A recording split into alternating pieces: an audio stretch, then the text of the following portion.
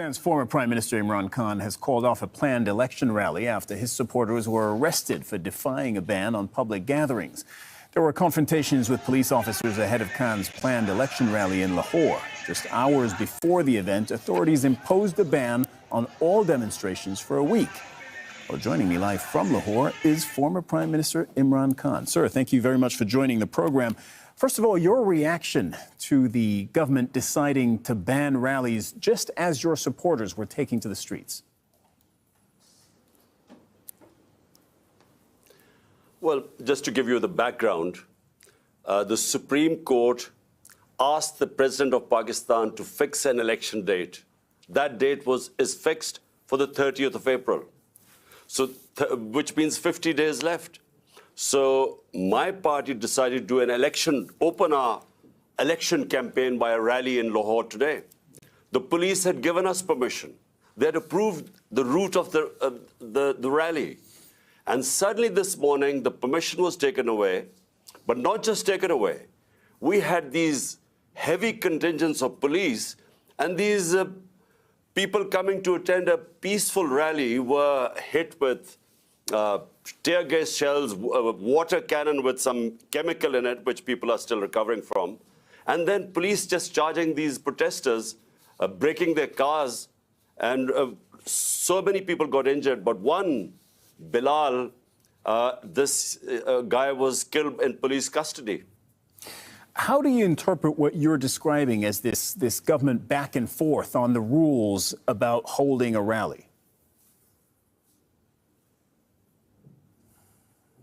Well, the issue is that the government, all the 12 parties sitting in government and their backers, they're petrified of elections. Because so far, in the last 8 months, out of the 37 by-elections, my party has won 30 out of them. So they're petrified of general elections. They did not want the general elections. We went into the Supreme Court, and the Supreme Court then decided to hold elections, and this date of 30th April was announced by the president. So we were just going according to our schedule to start our election campaign.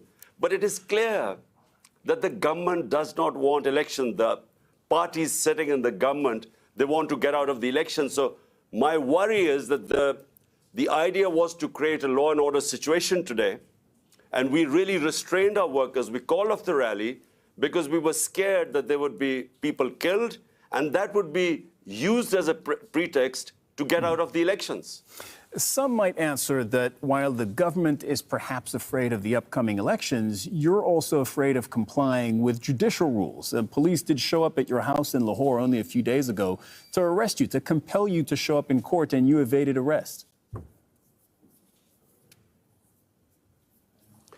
Well, let me tell you something. So far, there are 76 cases against me. I'm charged for terrorism, charged for blasphemy, charged for sedition in these 77 cases. And these cases have been made in the last few months. So I've been going from one courtroom to the other. What happened was when I was shot, this assassination attempt on me, for 4 months, my leg wasn't, I had 3 bullets in my leg, so I couldn't go out of my house. So that's when they started, the cases mounted. They wanted to be me appear in courts. And so it's just a question of how do you deal with 77 cases?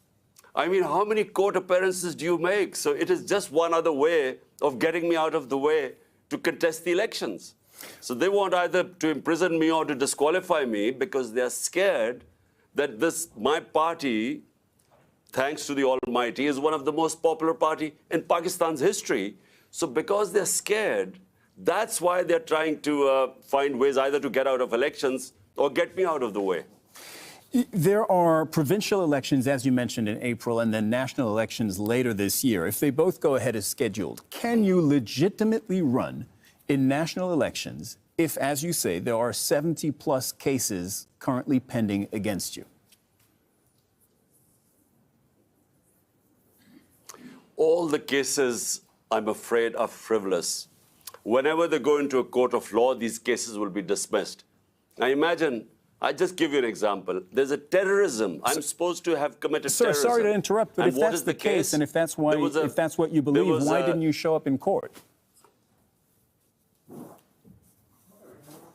Because I couldn't show up in court. There were reasons why I was injured. So for a lot of time, for 4 months, I was house-ridden. I couldn't really, my leg wasn't, the doctors would not allow me to travel. And they knew it. But before that, I was attending all court cases. But it's only since I was shot, that's when I didn't attend courts. And since then, I have again. But look, it's physically not possible to attend so many court cases. So my lawyers are trying to sort of work out a schedule. The second problem is security. My life is under threat because the people who try to assassinate me are in power. And so we've asked from the courts, we want protection. The court must give me protection before I can appear in courts. Because, I repeat, the people who I have nominated in my assassination attempt are sitting in power. Right, and just for our viewers, I want to make clear that they deny that, including the Prime Minister, who said he has nothing to do with the shooting against you late last year. How do you see the rest of this year playing out for you with these 2 elections coming up? Well, you know, the biggest concern right now for my political party is to protect me, because there's a serious threat to my life.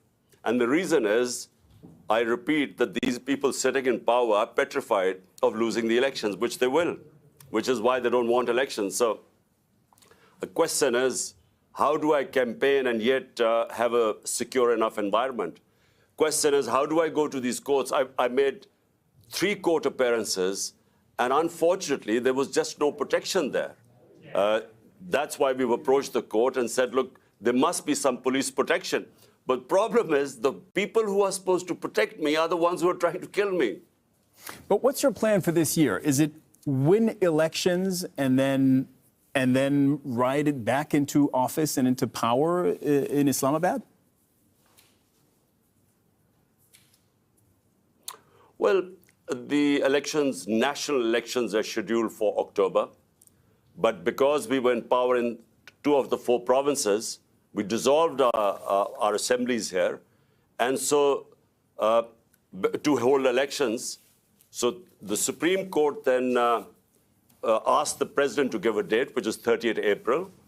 And on 30th April, we hope to contest in these 2 provincial assemblies, which we were already in power. And what we were hoping was that since it's 65% of Pakistan, these 2 provinces, there would be a national election. And the idea for national election is because our economy has gone into a tailspin. Pakistan is facing the worst economic crisis in its history. So the idea was to hold elections, which would then bring political stability and which would then bring economic stability. So this is really why we went for elections in our 2 provinces. Imran Khan, former Prime Minister of Pakistan, thank you very much for coming on the program today.